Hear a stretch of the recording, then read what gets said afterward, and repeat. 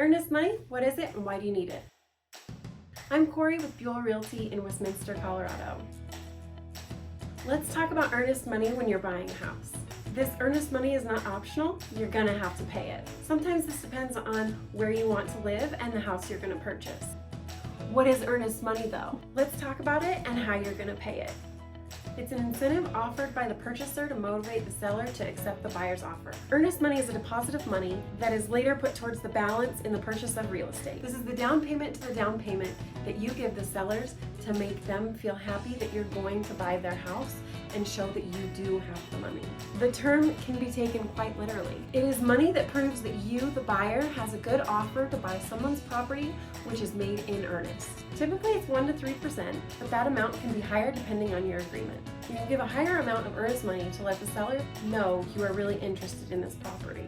So if the house you want to purchase is $500,000, you're going to want to offer between 1 to 3%, which is $5,000 to $15,000. This is money you already have available to deposit into the closing company's account. This money is going into the closing company's trust account, as some realtors like myself don't hold your money during the transaction. It has to be deposited before the 3rd business day after you go pending or your offer is accepted.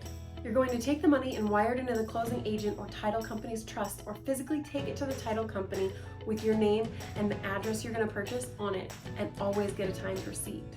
Who gets to keep the earnest money deposit? Basically, a good rule of thumb is that if you cancel a contract without a valid reason or do not stick to the agreed timeline, dates, and deadlines, whoever defaulted on the contract will forfeit all of the money.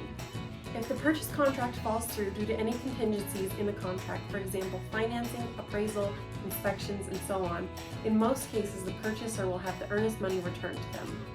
Earnest money comes back into the picture into the transaction at closing. The title company brings the earnest money to the closing and the purchaser uses it as a part of the down payment and closing costs. The transaction's completed and everyone's happy.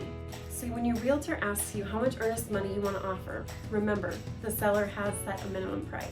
How much you give may make your offer stand out in a multiple offer situation.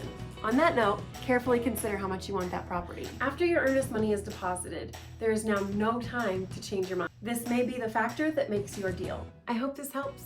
We are putting you and your family first, one home at a time. A few links are below for more resources if you need them. Don't forget to like and subscribe. Have a great day.